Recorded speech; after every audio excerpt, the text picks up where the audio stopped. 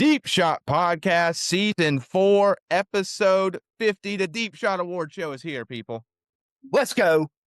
Let's go. What you got for 50, Caleb? We'll let you say it. It's the Mike Vrabel episode. Shout out to the guy that got him back to the bowl. Maybe he's cut it off by now. We don't know what his status is in that department, but he is going to play in a big game next Sunday. He is. But tonight is all about Deep Shot Podcast, our first ever award show. Look at us, guys. Check us out. Everybody get a little fit check going on. Looking great. Caleb's got a bow tie and look at those glasses. Man, impressive. I mean, these may or may not be blue light glasses. I'm just saying. All right. Well, the Ernie Johnson look in full effect. And I love it. That is the Ernie Johnson effect. Okay. Well, we're going to get into all the awards here very short. We've got multiple, I think about 20 or 21 awards to give out tonight. Thank you again for joining the first ever Deep Shot Award Show. As always, I'm going to ask you to follow on anything you can, Instagram and TikTok. Subscribe to the YouTube. You're definitely going to want to watch this episode on YouTube. This is going to be one of the best episodes we've ever done. We've got some guest appearances to announce some awards later. So make sure you subscribe, follow on everything. And then if you're already following, make sure you're liking and commenting. All right. Helping the algorithm out, helping us get bigger. We passed 2,700 followers. Big news. Also, reminder, Caleb and Brody are going to have Chop Talk coming up this baseball season. Football, we got a couple more episodes of this Deep Shot Podcast, and we've got another show coming to the network. Make sure you guys are tuned in for that. Okay, guys. Any last words before we get going? Anything you guys want to say before we get started? Yeah, so we have a lot of great nominees, and in a perfect world, we'd be able to give out awards to every single one of them. But hey, listen, we're not in that perfect world. This is an imperfect world. And to each of the winners, congratulations. Shower yourself with success and rewards that you have earned throughout the last 50 episodes of Deep Shot Sports. Wear this with pride. Maybe throw it on your Instagram story. If you win an award tonight, throw it on your Instagram story. Hey, listen, I'm the best listener. I'm the biggest winner. I'm the best podcast pick guy, whatever. Wear it with pride. You don't even have to win anything. You can still post about it on your socials. I mean, this is the Deep Shot Award Show, the first one in its existence. And if you want to be one of the inaugural winners, or you just, maybe it's your favorite team, maybe it's your favorite player, maybe it's that moment, maybe you just agree with us, then this is your chance to celebrate what we think is, the greatest sports year in 2025's history. Yep. It's going to be a good one. And like I said, last episode, I'm usually pretty serious, but, it's the award show. Gonna have a little fun, crack it open. Deep Shot koozies. If you can't see it, I'm not a background guy. This one's getting to me. There it is, the Deep Shot koozie. Let's have some fun, everybody. All right. First up, the first ever Deep Shot Award. Best Coach. Now, to preference these awards, these are all between college and NFL. There's not a separate award for college and a separate award for NFL. It's all together, okay? Best Coach for Season 4 of Deep Shot. Here we go. The nominees are Curt Cignetti, Kirby Smart, Raheem Morris when the Falcons are eliminated from the playoffs. That is a strong contender. Strong. That's a big one. That guy may be undefeated. Clark Lee and Mike Vrabel. All right, give it up for our nominees. Congratulations. Okay, and the first ever winner of a Deep Shot Award goes to Curt Cignetti. Wow. Give it up for Curt. Give it up. I mean, the guy hasn't won enough this year. Yeah, one more for the trophy case. A lot of great nominees in this one. I mean, the Raheem Morris when eliminated from the playoffs, like that, I feel like that was neck and neck with Curt Cignetti. But yeah, I mean, you got to give it to him. Are you upset your boy Mike Vrabel didn't win, Caleb? I mean, I think he made it close pretty late in the voting process here, but he was kind of Bill Belichick here, 39 out of 50, and missed the cut. But hey, I think that's a very deserving winner. You're talking about a guy that they're going to make movies about here in the future. Oh yeah, and they'll put this clip of him winning this award in the movie. This will be the very ending. This will be the end. This will be the intro in the commercial. All right, speaking of commercial, we're going to have Best Commercial Award later on. Stay tuned. Okay. Yeah. Well, the first one's over. The jitters are over. We've got the first award out. All right, everything feels good. Now we're just podcasting. All right. Jake, why don't you take it with our second award? For the second award tonight, we're going to be giving out the best game. Now, when you define the best game is 60 minutes of football. About 200 so plays on the gridiron, big plays, small plays, turnovers, touchdowns. And I can say with confidence that this game has every single part of it. Let's hear the nominees. First up, we have Seahawks Rams, week 16. Good one there. 38-37 final. Crazy one. Next up, we have Georgia Tennessee, another great one. Our third nominee we have tonight is Texas A&M versus South Carolina, the huge comeback. Next up, we have another NFL game. We have the Bears versus the 49ers. Week 17 Sunday Night Football. 42-38, if you don't know. If you don't know, now you know. Next up, we have the Bills versus the Ravens in week 1. And then the last game we have is the Ravens and the Steelers for the AFC North Championship. In week 18. In week 18. Now, like I said, each one of these games had some great parts. But when you really break it down, there's not a better game this year than the Ravens versus the Steelers in week 18 to clinch the playoffs. Give it up for them. Give it up for them. Give it up for them. I'll say one of my favorite parts of this game was just being able to see Prime A-Rod. Just be able to see Prime A-Rod. And I'll say this, there was a lot of debate going on between the best game. Because, like I said, each one of these games is great in its own right. But if you didn't know, the Ravens versus the Steelers is the first game in NFL history that came down to a field goal attempt with time expiring to determine if you're going to the playoffs or not. So when you look at through that lens, there's only one option. That's wild. And I just want to say, for that moment to end the way it did with the Ravens missing the kick, I mean, I think Justin Tucker was somewhere smiling. Oh, yeah. Maybe in a massage parlor. It was a little late. They were probably closed, maybe after hours or something. But if you go in the nuances of this game too, if you remember, Aaron Rodgers, like the headsets wouldn't communicate, so he just started like telling people, "Yo, go do this and go do that," and they ended up lighting it up in the fourth quarter. I mean, it was a hell of a game to watch, and the stakes were never higher. And it got John Harbaugh fired. Yeah, literally, and kind of Mike Tomlin. I mean, if you think about it, they both coaches in that game have been fired. How about that? Who saw that coming? You did. You did. How about that? We are 2 awards in. Feels good. It feels like we're flowing right now. Okay. All right. So Caleb, let's take it away with our third award. So our third award of the night, this is a category that you don't necessarily celebrate usually, but we're going to have to just give somebody their flowers for just wasting our time on a Saturday. And we only have 3 games in this nominee category for the worst game of the season. And I think that's just reflective. We love football. It was hard for us to come up with like just what was the worst game of the year. So here are the nominees. We have the first one, Miami, Texas A&M in the playoffs, 10-3. If you recall, a bunch of missed field goals, 35, 40-mile-an-hour winds. It was also like 11 a.m. kick, which was weird. That's number 1.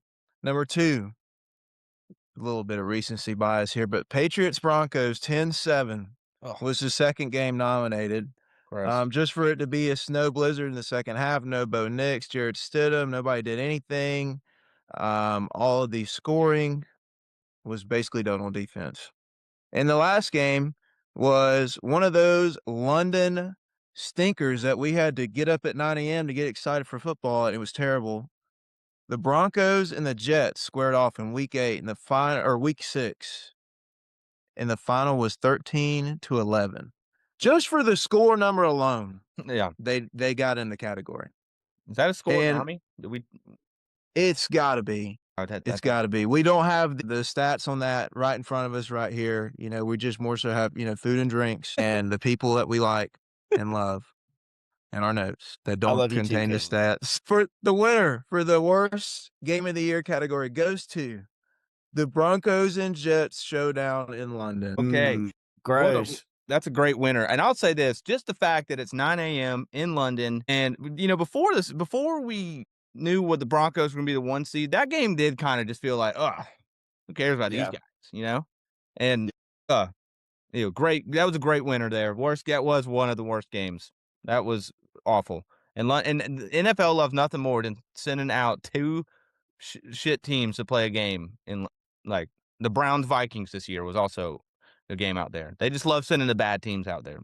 Yep, the Jags too. Ooh, That was a bad one. That was really bad. Really bad. next up. So we've had the best coach, the best game, and the worst game. Okay. Now we're going to go with the biggest winner of season 4 of Deep Shot Podcast. Okay. There are 3 nominees. Now, there is a repeat nominee here. Okay. Our first repeat nominee. It was a great year for this guy, though. So we're going to give it to him. Kurt Signetti is your first nominee for biggest winner. Nominee number 2, again, kind of another second nominee. Falcons fans for firing Raheem Morris. Big day for us that day. Huge. And the third nominee is LSU for firing Brian Kelly and getting Lane Kiffin. Now, those are 3 hammering nominees right now. Okay, that is as tight as it gets. That might be a 34, 33, 33% vote. But the winner for biggest winner of season 4 goes to Kurt Signetti. Wow. 2 Wow. awards? 2 awards. Both times Yeah, I've said something. Both I times. mean, when you go 16-0 in a year for the first time ever, you probably do deserve more than just one award. Yeah. Yeah. Raheem Morris is getting shafted by Kirk Signetti. And also, if you guys didn't know, Raheem Morris is the new defensive coordinator for the San Francisco 49ers. Hey, good Great good for gig. him.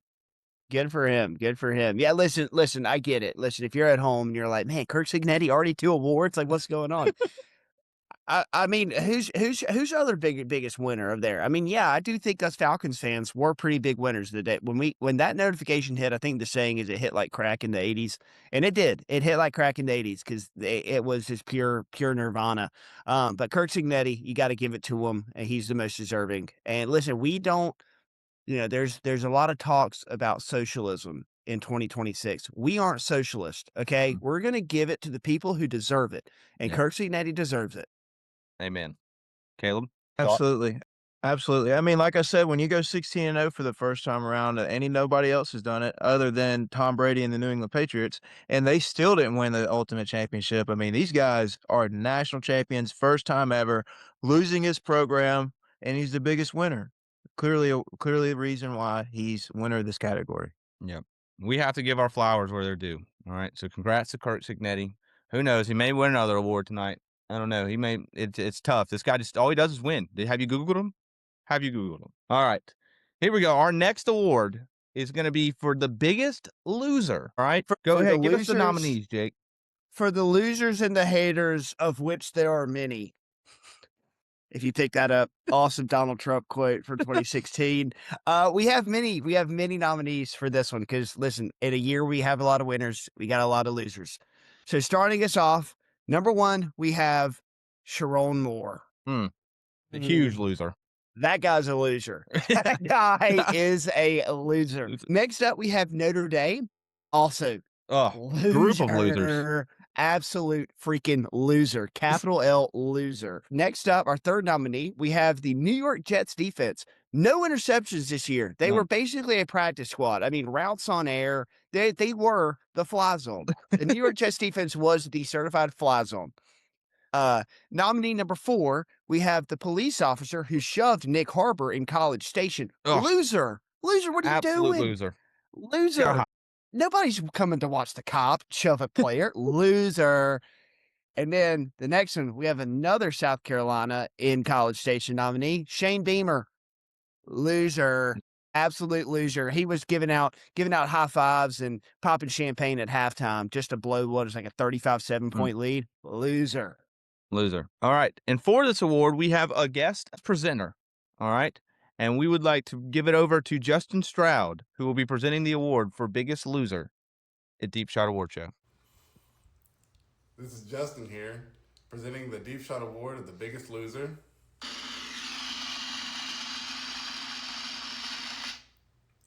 And it goes to Sharon Moore. Shout out to that DoorDash driver. Wow. Shout out to the DoorDash driver. What does he mean by that? Did he? Not sure. Not sure. When I listened to that earlier, I just figured y'all knew. I don't know about the DoorDash driver. I just Caleb, know do you about know them. about the DoorDash driver? Unless that girl was a DoorDash driver on the side, I'm not really sure unless he's doing it now for work. Yeah, I'm not real sure what's going on there. Well, Yeah, no, that's just a no. mystery. We're throwing it back to the puzzle podcast. Why is he called the puzzle podcast? That's the puzzle. Yeah. Why is he thinking the Uber Eats driver? That's the puzzle. That I don't know. Congrats. Very deserving winner, though. Very deserving yeah. winner. I Huge mean, loser. that was a competitive category. There was a lot of big fat losers, but that dude literally ruined his career in an entire 24-hour span. Like it went from, you could have coached at, JUCO football or D3 or just took your money and just lived the rest of your life on your own. But instead, you decided to go act a real fool and be a super loser. But you know what? Notre Dame fans really made this one close because it's the fans, the school, the AD, the whole just operation, how they carry themselves, how they want rules for themselves and nobody else. Loser. Losers. All right. Congrats to Sharon Moore. That's it. Well- I think that's the best award we've given out all night so far. What did you do? The whatever major loser there? Whatever major loser. Oh, Yeah. love that one. All right. All right. Jake, Caleb, take it away with our next award.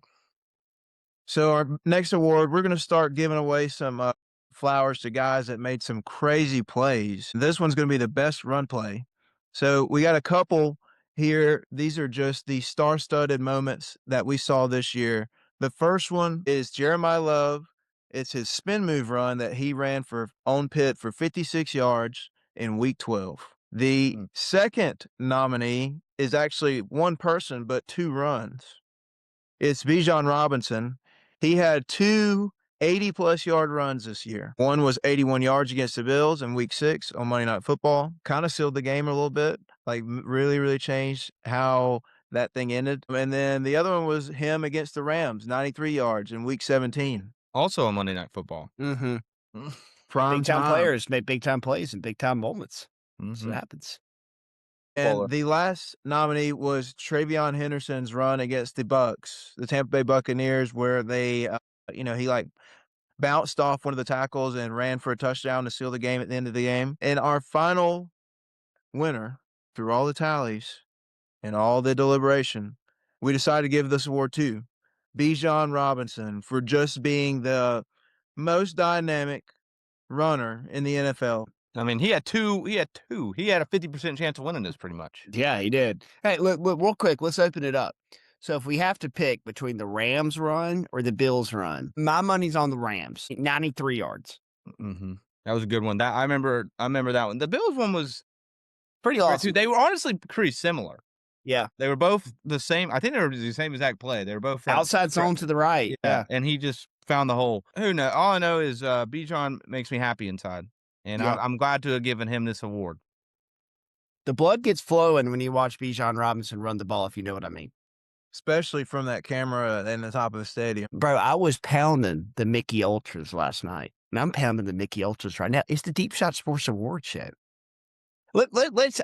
I want this to be in the podcast. We're just going to open it up for discussion for the listeners. What are you sipping on while you're listening to Deep Shot Sports? I mean, maybe you're driving to work, sipping on a little like 99 bananas, on the way to work. Could be the move. CBTM. Depending on what your line of work is. All right, here we go.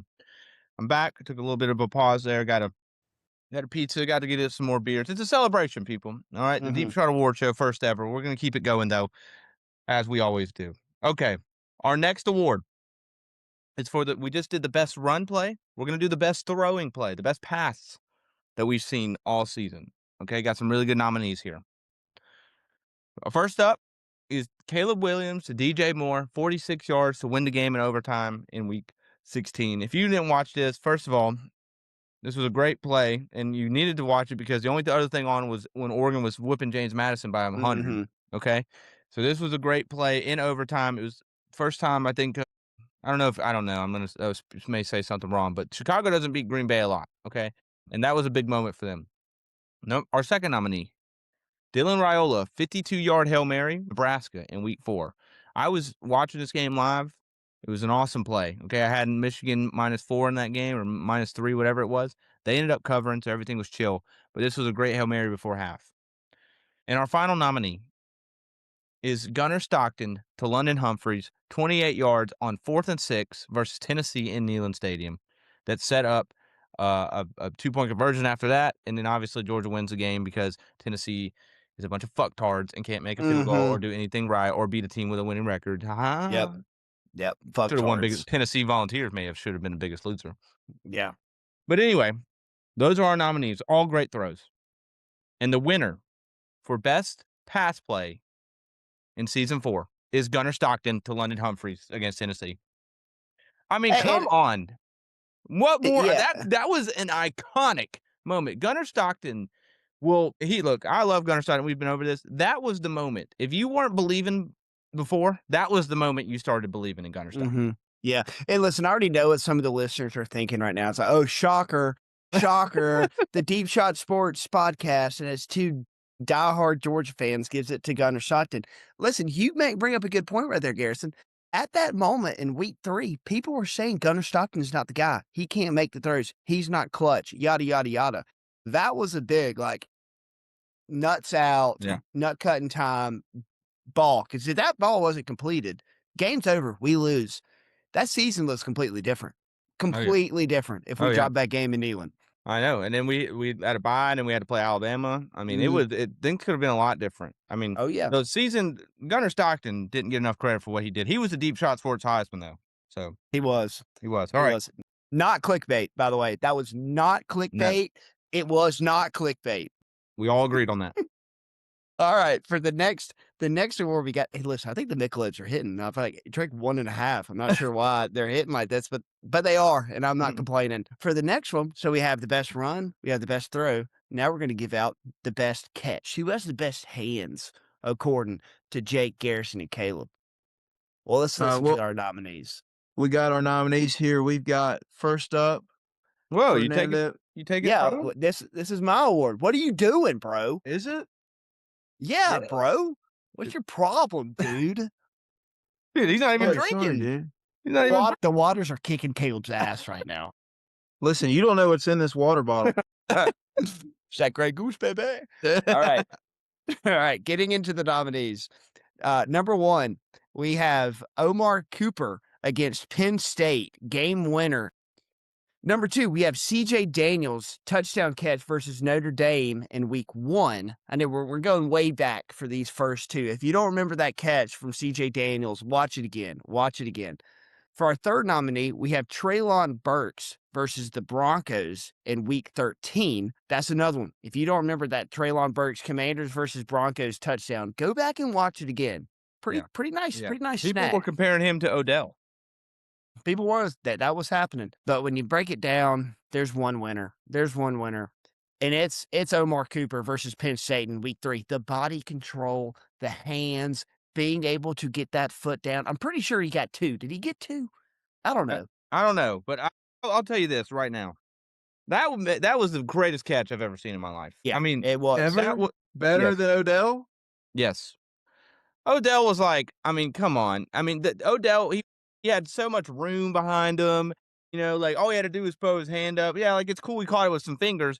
But what Omar Cooper had to do in that moment to catch it, get his foot down while being shoved out with like no separation to make the touchdown in that moment with no time left. You know, like Odell did it like in the second quarter, you know, with like, you know, that was the greatest catch of all time. The body control alone.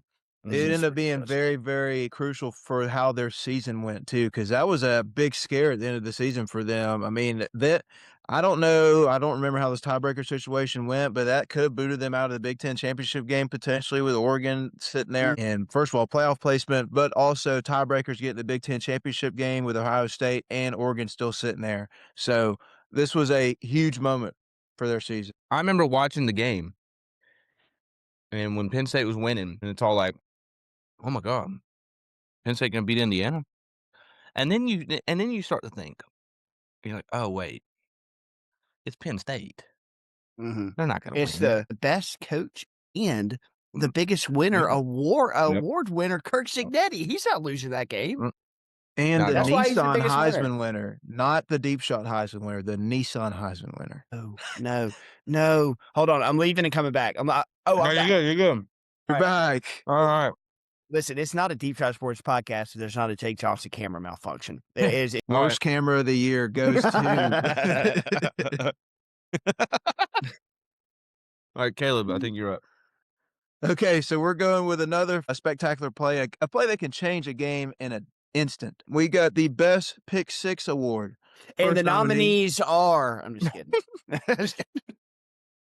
Alabama, on. Tennessee, Xavier Brown, 99 yards right before halftime in week 8. I believe it was 4th down too. I mean, it completely changed that outcome of that game. If Tennessee scores, could be a totally different season we talk about for Alabama. Is Kalen DeBoer even the coach there anymore? The way it went, you know what I mean? The next nominee, Devin Lloyd against the Chiefs for the Jacksonville Jaguars. 99-yard pick six, week 5 on Monday night.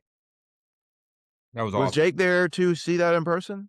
Man, I would have been if I didn't cancel my season tickets, but I was not. I was on the couch. Hey, it looks good from home too. It does. It does. And there was like $2,000 in my pocket from not renewing those tickets. But such so, I was there all last year when they blew, and then this year they're good, and I don't have my season tickets. I remember when I had season decision. tickets for the Falcons. It was $680. Mm. That's cheap. Marcus Mariota season. Team stunk though. Yeah, no, it was brutal. Next nominee, Keontae Scott from Miami with the pick six on Ohio State in the Cotton Bowl, 72 yards. Pretty much was the play of the season for Ohio State at the end of the day. Crushed them. The last nominee, D'Angelo Pons, pick six, the opener, first play of the game against Oregon. 25 yards. Was a short one, however, just like bam, right out the gate, 7-0. That was And awesome. the winner of the best pick six of the year award goes to Devin Lloyd and the Jacksonville Jaguars. 99 Duval. on some people's GOAT quarterback. Yeah, yeah. Listen, huge moment in the season for the Jags. You know, like you drop that game. You can talk about if they would have lost that game to the Chiefs, they don't win the AFC South. They're, maybe it would have wound up being an easier little draw because then they just would have had the Texans draw and then they would have gone to New England and would have beat them. So maybe this actually worked in reverse for the Jags. That may be possible. I think the best part about this game was the Trevor Lawrence when he fumbled the ball And got then back. he picked it back up and ran into the end zone. That was the best part of the game. Devin Lloyd just happened to make it sure where they were in a situation to win the game in that moment. Didn't he fall twice in the pocket, like on 4th and goal or something? yeah. Oh, yeah. That could have been like career-defining worst play ever to the highlight play for him. Yeah. That was awesome. All right. That was the biggest, like, no, Yeah. yes. Yes. Mm-hmm. All right. Next award is our best post-game on-field interview. A lot of good moments here. You gotta love when a Molly McGrath or a Laura Rutledge pulls up on a player or a coach, ask them something, and then you just get a viral moment. Okay, that's why we love this sport. Or it's football as a sport. That's why we love it. Okay, all the personalities, they do it. They put it out there for us. Okay, the nominees: Fernando Mendoza for saying the Hooters are flipping champs after the Big Ten championship game. Our second nominee is Lane Kiffin for saying you're quieter now than before to the Oklahoma player after they beat Oklahoma. Great moment. And then he said, this guy was saying they were going to stop us the whole time, and we scored like 6 straight touchdowns. Great moment. Molly McGrath was part of it. Also a great reason why it's a nominee. Molly mentioned. Our third nominee, Michael Irvin kissing Mario Cristobal after the A&M game on the cheek. On the cheek, no homo. And the last nominee is Dan Lanning with his cocaine-like appearance after beating Penn State. And if you haven't seen this, you really need to go look up his post-game interview. I mean, if you're watching on YouTube, I'll give you a demonstration. Yeah. That is what he looked like. So I'm not here to say he's on drugs, but I'm here to say it looked like he did. Okay? And the winner for the best post-game on-field interview is Dan Lanning. Dan Lanning. Come on. You can't, it's more about what he didn't say. It's just how he looked. You know, a lot of it's about what they say. This one was more about, I mean, just the expression he was given. He got James Franklin fired. He knew it in that moment. Congrats to Dan Lanning. Big award. Yeah, congrats, Dan Lanning. Congrats. Awesome game. I mean, incredible game. That was when Penn State season really started going down. Mhm. I mean, a lot of great nominees in this one too. Like Fernando Mendoza, I mean, he had like 12 post game interviews that were like, this is the greatest guy I've ever seen in my entire life. But at the end of the day, you got to give it to old Danny. You got to Mhm. give it to Danny. I mean, this guy just brings the absolute fire and juice every time. We've seen it in clips over year. I mean, think about when they played Colorado a couple years ago or whatever it was. And they're talking about clips and this Mhm. and that. Like he's always bringing the juice when it comes to these big games. And I mean, this guy is only like upper 30s, lower 40s. He's going to be around football for a long time too, because we're going to get a lot more moments like this. Yeah. All right. Probably going to win more Deep Shot Sports Awards. Oh yeah, this is Honestly. not his Yeah. first. I'd No. bet that. All right. So for our next award that we have to present tonight is the best press conference moment that we have. So we just had the best on-field interviews. This is going to be our best post-game press conference, preseason, postseason, in-season press conference moment. So first off, we have Zion Young, a player for the Missouri Tigers. If you have not seen it on our Instagram, you probably have. It's by far the most liked video, where he is quoted. Pinned on the profile. Go check it out if you haven't. Go check it out. It's an awesome, hilarious video.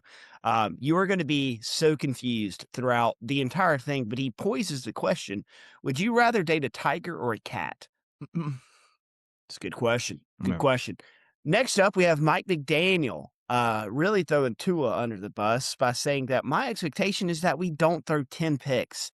Mm. And you know what? I'll say this about Mike McDaniel. He was right because Tua did not throw 10 picks. Yep. You know, I think he That's threw what like he expected. 4 or 5, but he did Mm. not throw 10. Mhm. So great game by Tua there. And next we have Pat Marduzzi, the coach for Pittsburgh, before the Notre Dame game, saying this is not a must-win game. Spoiler alert, they got absolutely boat raced like Mhm. 2 days They after did not win the game.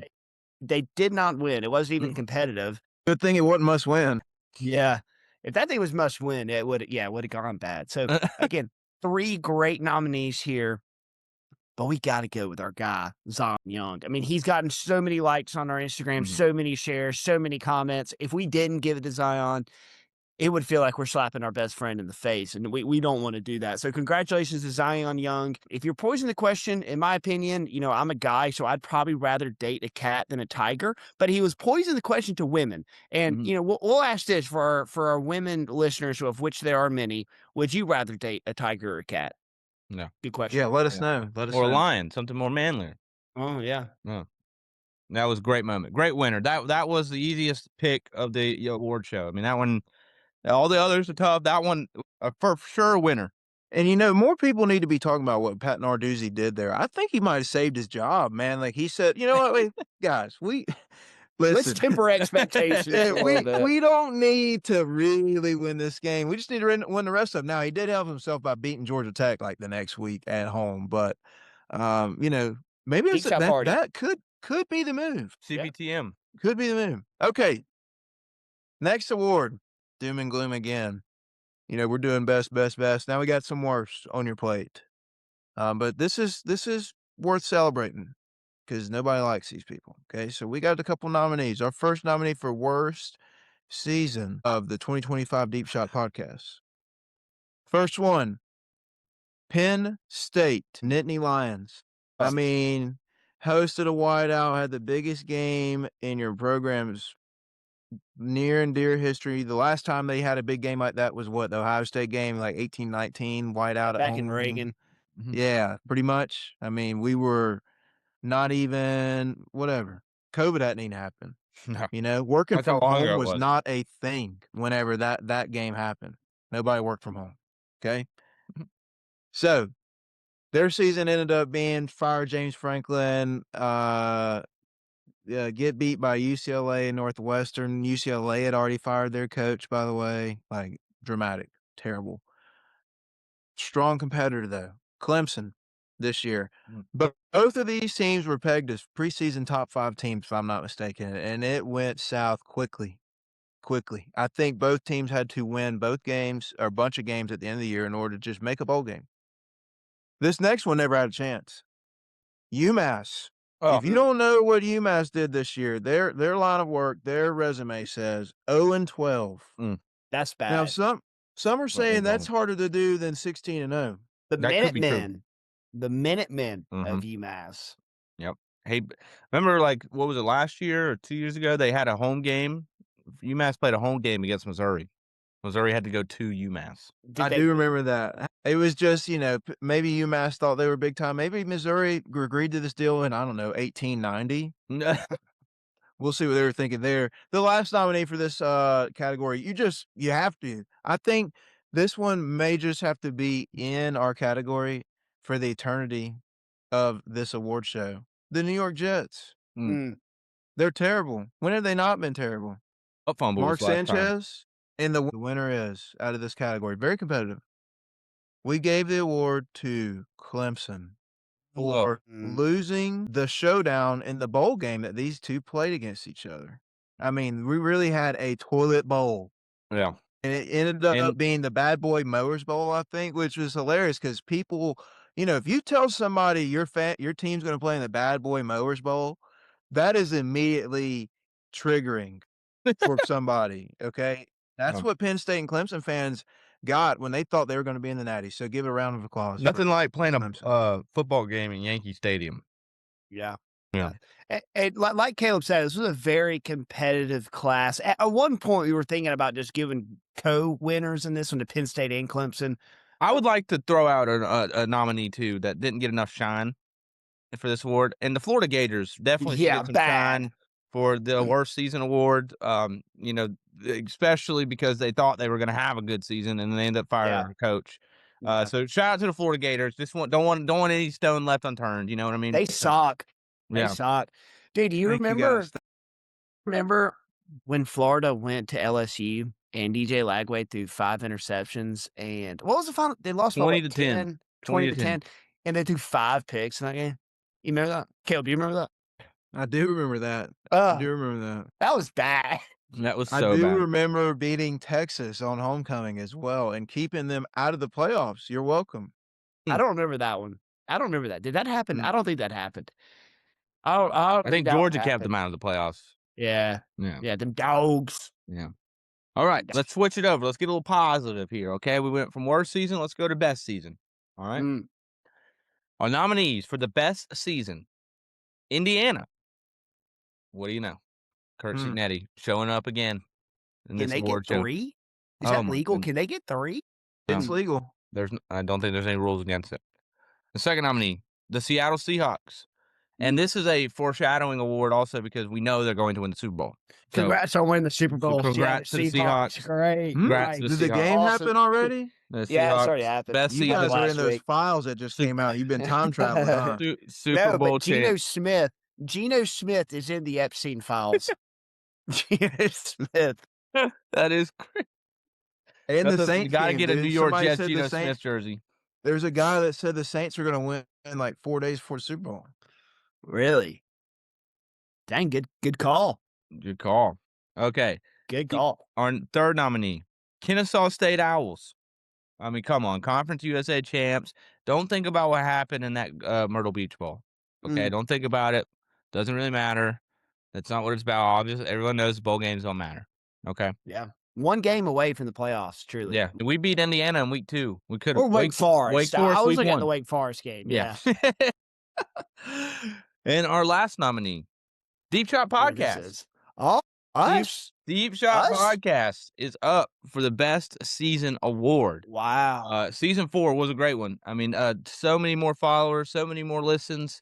We got to do interviews with D. Orlando Ledbetter and Keith Brooking, and got to do a lot of cool things. All right, and great season for Deep Shot Podcast. Yeah. So, the winner for best season goes to Deep Shot Podcast. Oh, we won!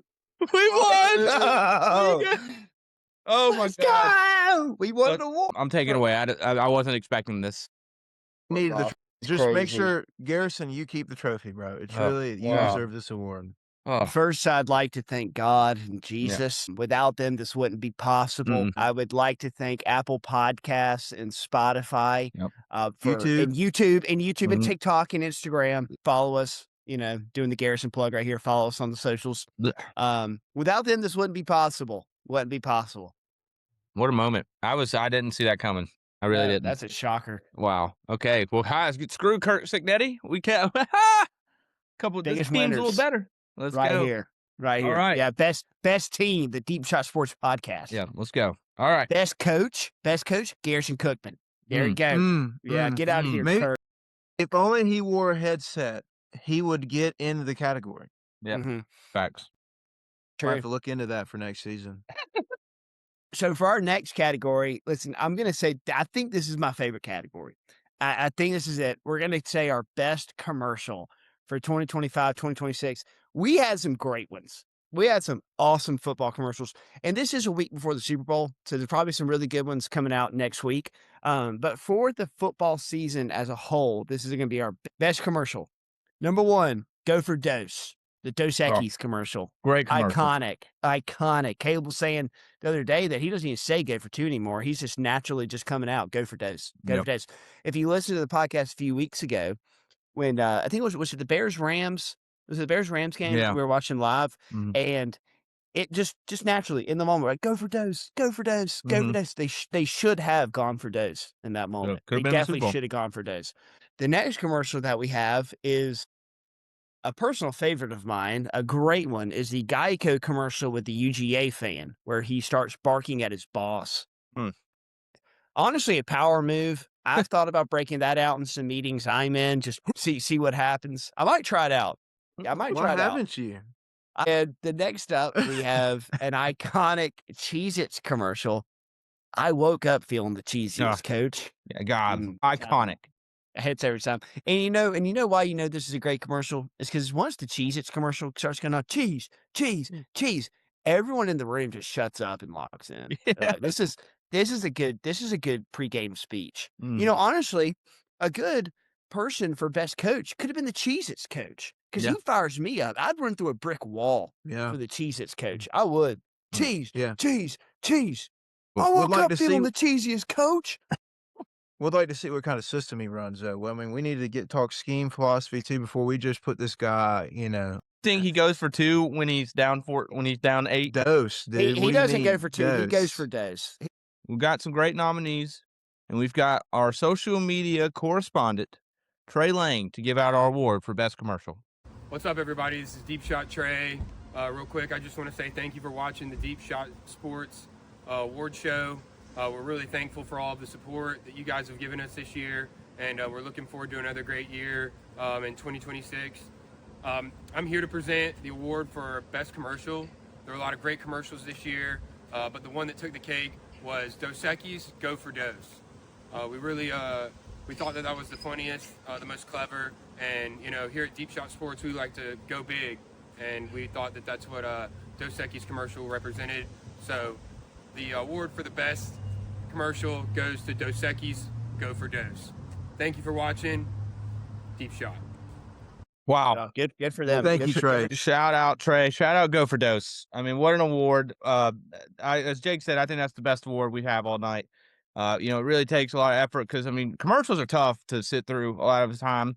When you can get people really all in, be like, oh, God, hey, Go for Dose is on. Yeah. And for 30 seconds, that's all that matters. You've done something right. And so we want to shout at Dos Equis. We should have been drinking some, but Yeah, I should have. And I'm just going to say one thing, in life is hard, but if you just take up the mantra, then in life, just go for Dose. Just go for Dose.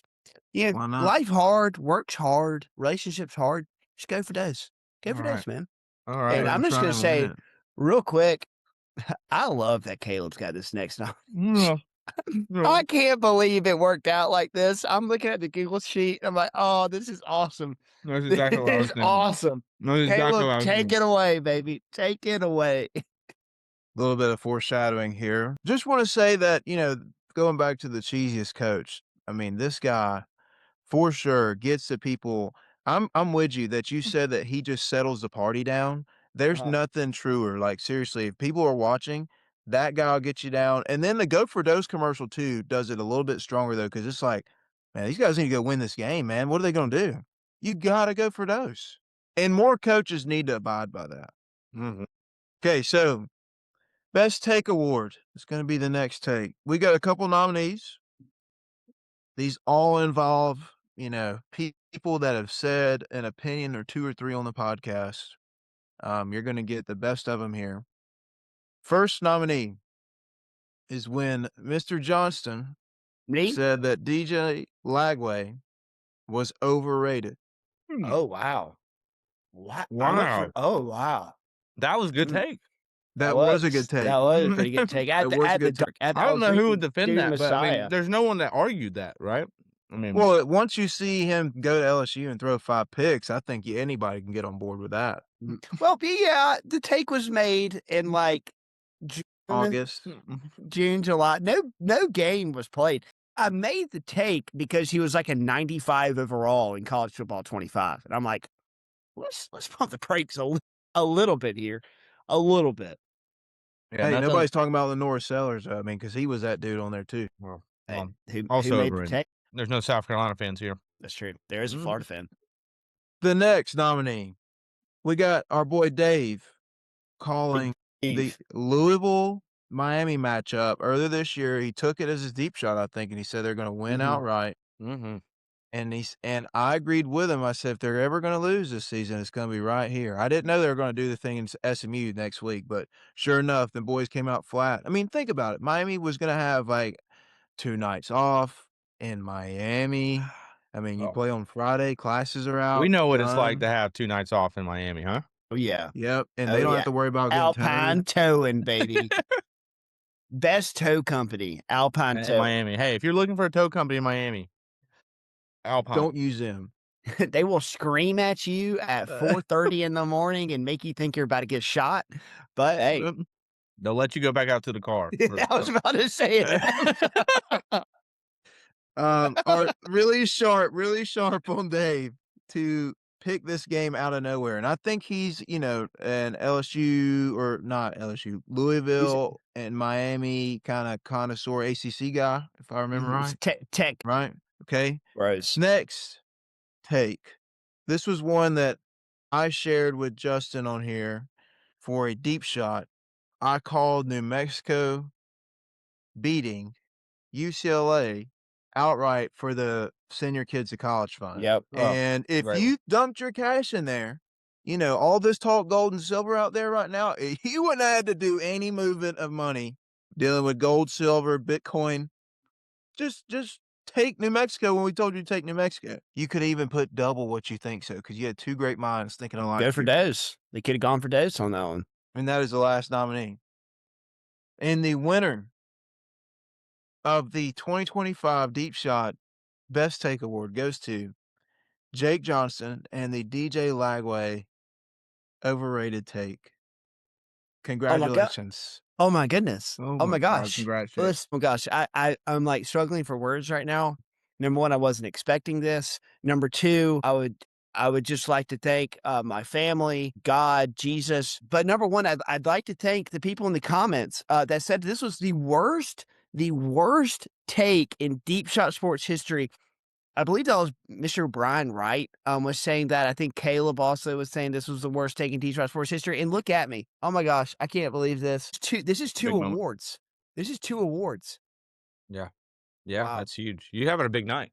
Oh my gosh, I can't believe this. I can't believe this. I mean, this guy won the Player of the Week award for the season. I mean, it's He won the trophy Super Bowl case, you're draft, gonna by have the way. yeah, I did win the Super Bowl Really? draft. I did. Yes. The award shelf is getting deep. I think I'm gonna have to get a second one. You're gonna have to knock out a wall, dude. I might have to. But yes, thanks to the committee, thanks to the voters. We'll be back next year.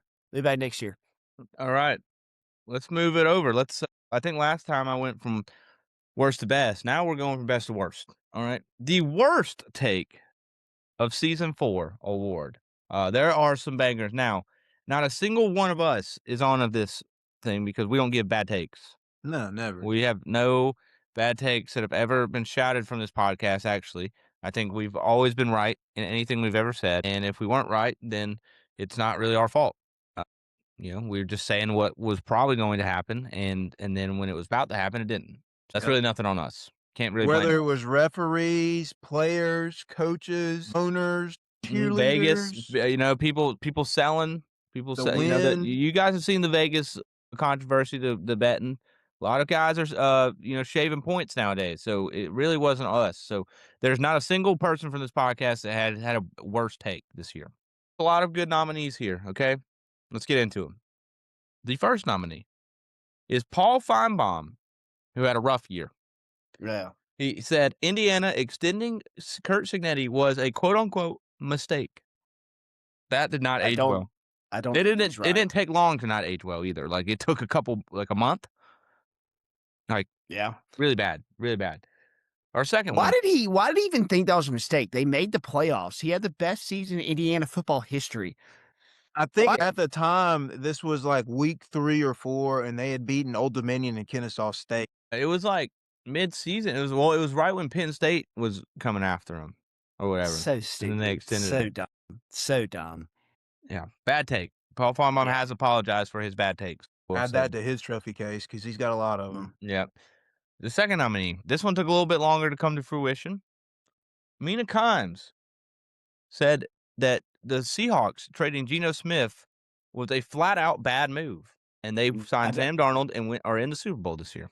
And if I'm not mistaken, too, they're paying Sam less than what they were paying Geno Smith last year, too, for what it's Let's worth. see. And he got a lot better of a quarterback. Go to Geno Inst- Smith is out of a job. Let's go to Instagram real quick. I have it. So Mina Kimes' take verbatim, flat out, this is a terrible move for Seattle. Chances of upgrading are extremely low. Now they're in the Super Bowl. Yep. Sam Darnold, who has the most wins out of any quarterback in the NFL the last 2 years, and Geno Smith, who I think got benched by the Raiders. He did. And the last he did. one is Ryan Clark for saying Tom Brady is not a generational quarterback. Why? Now, I would think is somebody who has the most Super Bowls ever and the most does he have the most passing yards ever and the most Super Bowl passing yards ever and the most passing touchdowns ever? He's got the most everything ever, just about. No, not generational though, according to Ryan Clark. So yeah, he's kind of mid. Yeah, honestly. I mean, check down the merchant. Okay, and now the worst take goes to Ryan Clark for saying Tom Brady is not a generational quarterback. Wow. Well deserved. Wow. Well deserved. Well deserved. I think he also, like, in that same take was saying that, like, Peyton Manning wasn't generational. The dude, and listen, Ryan Clark, we didn't want to just overload this with Ryan Clark takes. There's about, like, 250,000 bad Ryan Clark takes this year. And did y'all see the take the other day where Stephen A. Smith said that Ryan Clark should have been interviewed for the Pittsburgh Steelers position? He said it was, like, ridiculous. The head coach? Yes. What are we talking about? How did we miss that one? AI, dude. That's got to be AI. That's sore. There was a sore tag on that for sure. That's why ESPN's ratings are in the trash. Oh my goodness. I know what he was. I think if you get the context, and everybody wants to talk about context, this is a bad take, flat out. I don't care what context there is to it, but he was saying that his talent wasn't generational, like Patrick Mahomes, like Chris Collinsworth. Which I don't know if you guys have seen the Polymarket odds on Chris Collinsworth saying a Patrick Mahomes reference in the Super Bowl. I think Take it. no is like plus 8,000 or something. Look at the little Mahomie right there. Yeah. Yeah, it's going to come out. But to say, yeah, like you said, you got the most Super Bowls ever. Not only can you not be a generational quarterback, you can't get in the Hall of Fame in your first year. That's crazy. All right, our next award is going to our best guest picker of the year. Now, I just want to say, first of all, thank you to every single person who was a guest picker this year. We had 12 guest pickers this season, okay? It was a great year. Loved having each and every one of you. I just want to give each and one of you a shout out real quick, okay? Week 1, this is based on college football weeks. Trey Lang. Mm. Week 2, Jonathan Kessinger. Week 3, Justin Stroud. Week 4, Ryan Steed. Week 5, Zach Schiffer. Week 6, Cameron Ramsey. Week 7, Caleb Vega. Week 8, Dave Lodondo. Lodato. Lodato. Lodumdo. Lodundo. 9, Frank Wazorek. Week 10, Broderick Williams. Week 11, Brady McGill. Week 12, Sam Rogers. Okay. So I just want to say, first of all, thank you to all of you who have came on this podcast and done guest picks for us. Now, the winner for best guest picker based on record. This is a statistical award. There's a tie. Wow. And there's a tie due to the fact that there was an audio issue and we have no clue what Jonathan Kessinger's last pick of the NFL was. That's on me. But for that, Jonathan Kessinger and Brady McGill have both won the best guest picker of the year award. Let's go, Brady. Let's go. And shout out to Brady. And I would like to have each of them have their acceptance speech right now. Here we go. Brady's up first. I'm Brady McGill, and I'm very happy to accept Best Guest Picker Performance of the Year for Deep Shot. I'll see you guys next year. All right. We'll see you next year, Brady. We'll see you next year. And Jonathan. All right. Guest picker of the year, right here, Jonathan L. Kessinger. Can't say I'm surprised. I humbly accept the award for guest picker of the year for Deep Shot. What a hell of a run we had in 2025. 2026 is going to be even better. Deep shot to the moon. That's right. Deep shot to the moon, Jonathan. Now, I just want to say, based on the records, Brady was 5-3, and Jonathan was 5-2. Like I said, we didn't get the last pick, so either they tied or Jonathan won. But based on wins that we know of, we're going to say they tied. So congrats to Jonathan and Brady for winning the best guest picker. Nice. And let me give some flowers to Brady real quick, because I remember before the Florida State-Alabama game, I said on the podcast, there's no way Bama wins this game. If you have a reason why Florida State beats Alabama, call me. Call me and tell me. Brady was the only person who called me, and he gave me about 10 reasons why Florida State can beat Alabama. And what happened? Florida State beat Alabama. So, and more flowers to my fraternity brother, whom I love, Brady McGill. Yep, great. Congrats, Brady. Congrats, Jonathan. You guys did great. Way to have some ball knowledge. Absolutely. And this award does guarantee them a invite to next year's guest pickers. Yes. Yep. Automatically. Locked in. Locked in. Okay. Let's get to our next award. The worst guest picker. Now, this was a tough award because a lot of these guest pickers that we mentioned had the same bad record. Okay. The worst record we had was 3-5. Okay. That was the worst we had. And that was Not terrible. not That's terrible. not terrible. That was It was tied. better than last year. That was tied between 6 people. So, in order to determine a winner, because we cannot give 6 winners here, we have decided that the loser or the winner of the award will go to Zach Schiffer for last year in season 3 for going 0-7 in his best guest pick. Wow. That Guest is pick. bad. Bad. So over That's the last bad. 2 years, he has the worst record. We're going to call him right now and give him his award. I'm FaceTiming him right now. Yay, Zach, can you hear me? Yeah, what's up? Hey, man, can y'all hear him? Yes. Hey, Zach, just want to give you a quick call. You have won a Deep Shot Sports Award. Nice. Nice. Do you want to know which one it was for? Sure. Oh, awesome. I'm glad you asked. So you were the worst guest picker on our podcast for the second straight year. The second straight year, you were combined, 3-12. You were combined 3-12. You're down 9 units on your Deep Shot Sports picks. So just want to give you a moment. If you want to have an acceptance speech, some thoughts, now is your time to share with the audience. I'd like to see the receipts. I felt like I had a better performance this year around. I know I went 0 for 7 last year. This year I thought I did turn it around a little bit. So that doesn't feel right. I'm gonna have to, like I said, we're gonna have to see the receipts on that one. Maybe I can do it again next year. We'll see. So yes, this isn't you tied with 6 other people for last place this year, but we had to go off of last year. I mean, 0-7 last year is hard to it was hard to defend that. So like I said, you are 3-12 on your picks in the last 2 years. That's bad, Zach. That's bad. That's bad. Congratulations. Congrats. Endeavors as well. So Yeah, that's true. That's true. All right, Zach. Well, hope you had a nice poop I texted him like 5 minutes ago. I was like, "Hey, can I call you?" He said, "I'm pooping. Give me a couple minutes." So, congrats to Zach on a nice bowel movement, and congrats to Zach on Similar a picks. terrible season. If you want to say what's up, we're recording right now. There's Caleb and Garrison. What's going on? Congrats, Thank you Zach. guys. Lost on at E3. All right. See you, Zach. Okay, nice. Yes, sir. See ya. All right. Okay. Well, congrats, Zach. Congrats to all the guest pickers.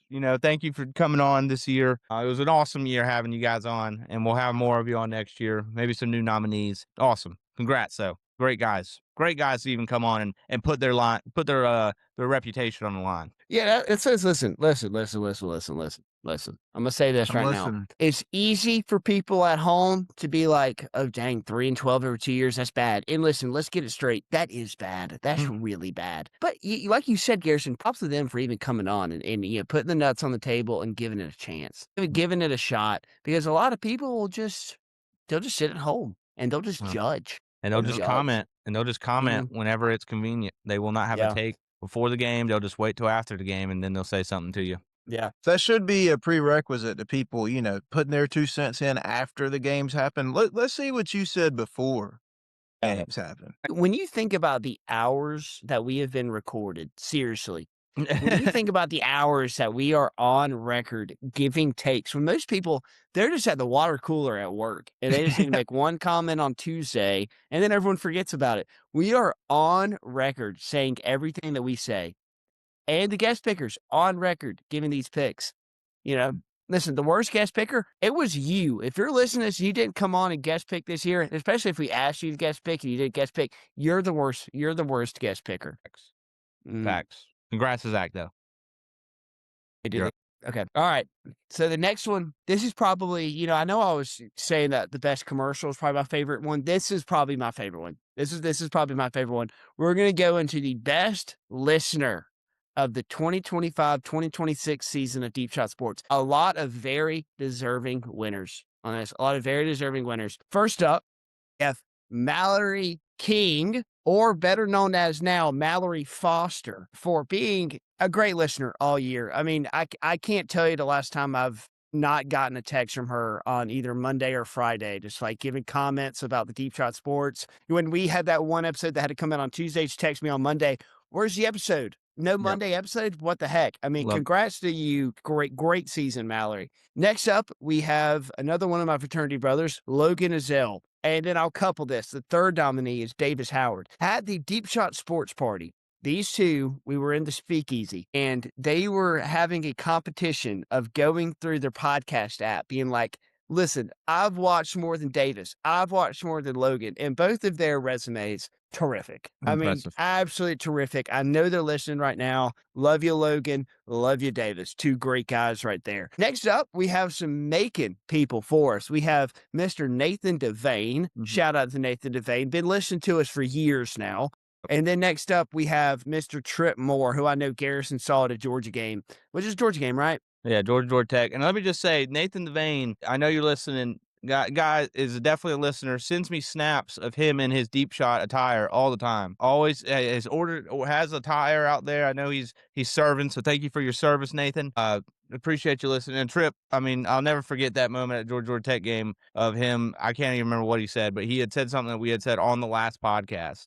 And the light in my eyes was like, wow, there's actually people listening to us. How about that? So Absolutely. congrats to all the nominees. And those two guys, I want to give a shout out to them because they're in the Forstead mate, just like me. Two of my greater friends in life. Fun fact, Mr. Devane and I are close coworkers. I mean, we speak to each other regularly during the week, and he's always talking about what takes this and that, asking me about what we said and da da da. And he tried to make it to the party too, but was busy. Like Garrison said, he served. So he's a very busy man. But we do thank him for not only being an outreach to our country, but our children as well on a day-to-day basis. And for Trip, listen, folks, if you need somebody to get you out the jam in about 2 years, Trip Moore is going to be the guy you need to call.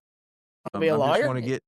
Yes, sir. Yes, sir. He's a very smart fella. He's not a fart smeller whatsoever. Fart smeller. Former Georgia baseball player. I mean, this guy's resume is probably he can't keep his to one page, and he's only a young buck. So I just want to give a shout out to him. He does know ball. How about that? All right. Hello.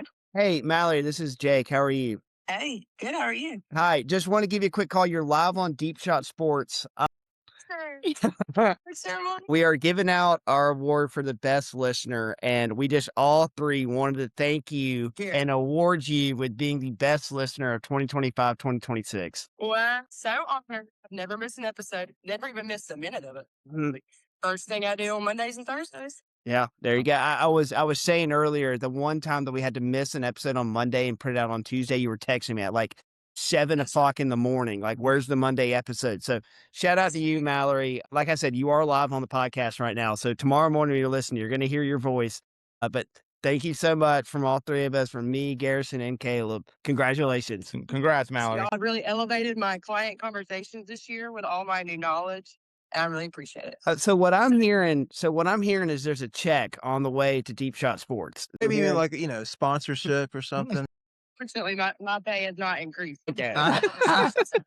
Mallory, thank you. Yeah. Congrats, Mallory. Congrats. Congrats Great to listener. Mallory. Love the people that support. Love them. Love them.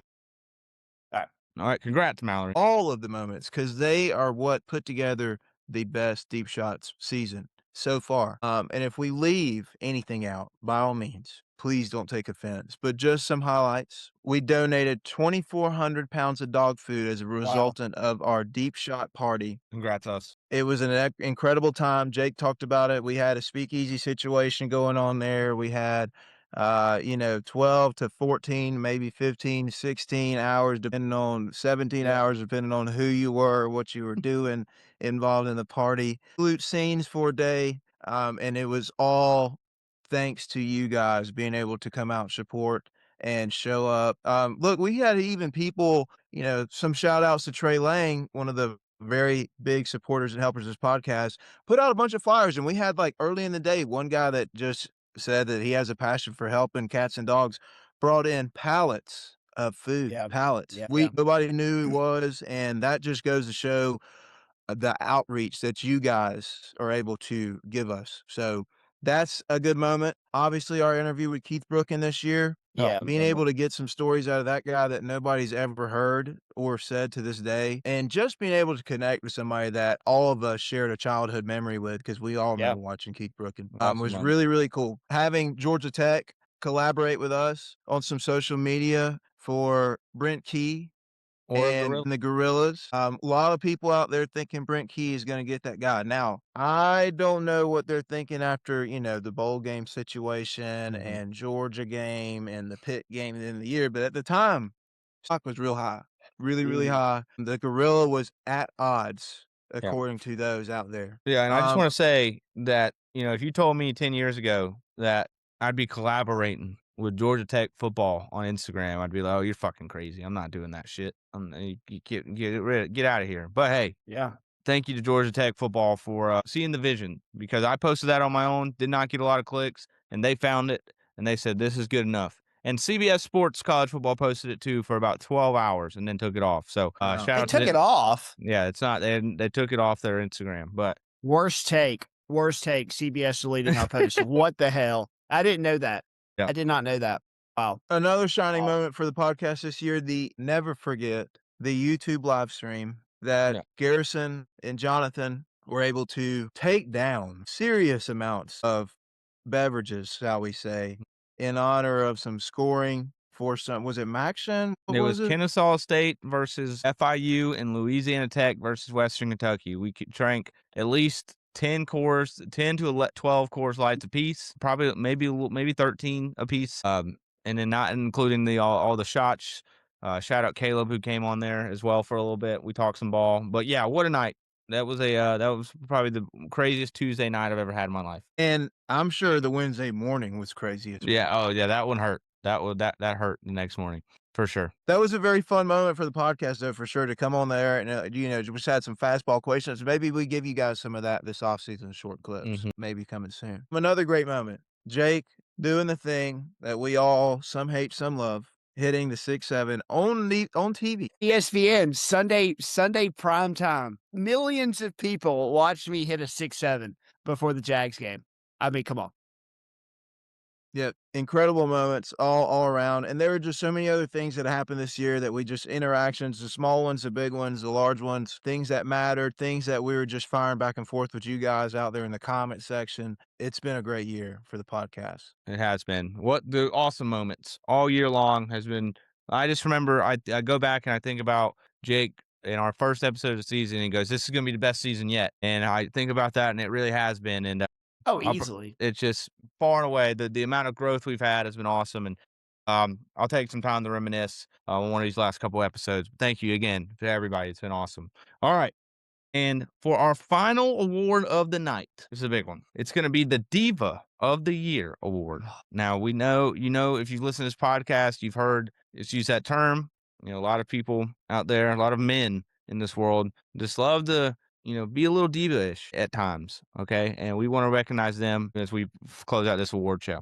Our first nominee is AJ Brown. Great Diva. nominee. If you have not been paying attention all year, guy is the definition of a diva. He has just been crying about the Eagles not catching passes, not getting his reps, and then when he does, he drops the ball. It's just been an awful year for AJ Brown, and Some would say that's good for the NFL because you turn the clock back to like 2010, we had like 5 like prima donna diva in wide receivers. Now we don't have as much. So AJ Brown, thank you for carrying the torch of being the diva in the NFL in 2026. Yep, gotta have stuff off the field to pay attention to. Our second nominee is Jake Johnson. Oh my God, Jake Johnson for missing several podcasts for various reasons. Some maybe more reasonable than others, and for it was a tough day, man. It was a tough day. It was a tough and for sometimes just leaving the podcast to give his girlfriend a hug. Just hey, hold on. Oh, this is I was giving my fiance a hug. For That's my girl. Fiance of the Year award, Grace McDonald. That's what I'm talking about. Our final nominee, Notre Dame football, for backing out of their bowl game because they did not make the college football playoff. Total diva move. And I told you guys it's a shame watching Marcus Freeman on College Game Day and knowing that it seems like a good guy. Like, I'd love for him to be my head coach. And it's a shame he's got to represent that shitty university. I don't know if it was his decision not to play in a bowl game. If it does, I think a little less. Notre Dame football, total diva move. Their fans have shown total no remorse for doing it as well. They're too good for football. Yeah. And now, Diva. the final winner of the first ever Deep Shot Award Show for Diva of the Year for his third award of the night, Jake Johnston. Oh my God, are you kidding me? Oh my God, I can't believe this. How do you feel?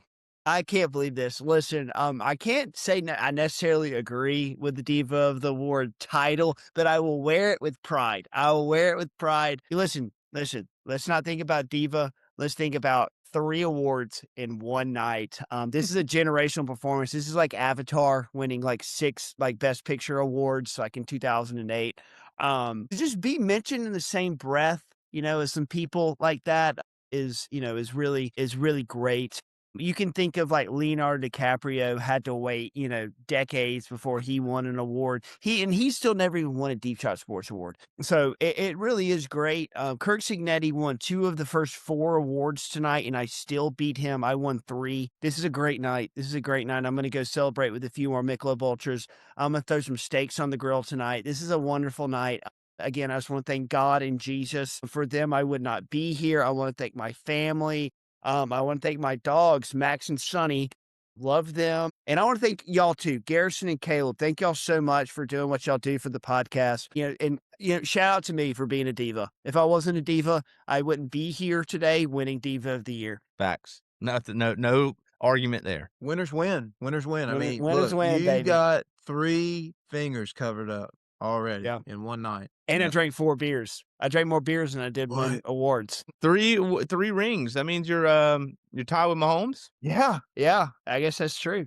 It's true. And at 28 years old, I got 3 rings. Is that more than Brady had at that time? Well, you got 4. You just added a new one, right? I did. I got 4 rings. Type shit. Wow. What an episode. What an award show. I mean, I just got goosebumps. We've been talking about it for like a month or so now about what we were going to do for this award show, and to see it all come to light. Again, I just want to thank everyone for the season we've had. We've got a couple more episodes before we wrap it up. We've got, I want to thank, Justin and Trey and guest Jonathan and Brady and our guest pickers that all came on this year, and anybody who joined the podcast. I want to thank you guys for coming on here, for, dressing up, taking it serious. And, this is just the beginning. And I promise you next year it will be even bigger and better. And the award show will be bigger and better. Everything will be bigger and better. And it's hard to think because this year it feels like it's going to be hard to top, but I know we can do it. Anything you guys want to say before we sign off here? I mean, I just Well, we're spoke not- for like 10 minutes, so Caleb. I didn't think you were about to speak because your camera's frozen, which we got to give an award out next year. This got to be a category. That was for part of the worst. Diva of the year, not getting a new camera. Season 5, new camera on the way. We hope so. Looks like you're studying something, pal. I am. I'm studying Um, my award acceptance, that I got so many, so I'm studying. It's been an Uh. excellent year, though, just to cap it off. I mean, like we said, so many moments, so many deserving award winners. Going forward, maybe we live stream this thing. Maybe we get some more fan involvement. It's all up to you guys. So you got to tell us what you think. Give us some feedback. Send us a message. The DMs are wide open for Deep Shot Mhm. Sports. So we'll take any kind of suggestion or advice you want to. And maybe, just maybe, we'll start digging in the mailbag for us and talking about takes and this, that, and the other, or get some new categories involved for next year's award show. But it's been an honor to sit next to these two all season, spout our nonsense or our good takes and our Yep. deep thoughts, our shallow thoughts, spreads, covers, underdogs, losing a lot of college tuition. Don't tell anybody we said that, but it's been a thrill. And we're not done yet. We're not done yet because we got a team or two that are relevant that are playing in a week to cap off football season for us all. Yeah, Seattle Seahawks. Congrats again to the Seattle Seahawks for winning the Super Bowl. What a great season. What an awesome show. Thank you again. Can't say it enough. We will be back. We've got a couple more episodes before we wrap up the season, but we appreciate you guys for being here, hanging out. Hope you guys enjoyed it. Again, like Caleb said, we would love to have more interaction, love to have just interaction with the fans, doing mailbags and things like that. Love to have more stuff, and we will when we head into the next season. Make sure you guys stay locked in. The YouTube will be flying off season long. We'll have Chop Talk with Brody and Caleb. We'll hopefully get to see Jake a little bit, if he gets off his Diva wave, but you never know. You never know. I mean, I might be looking for the repeat. If you're in the game of winning trophies, dog, you need to keep that camera. You're right. That's All right. That's right. That's right. All right. For Jake and for Caleb, I'm Gary. Thank you all again. Deep Shot out.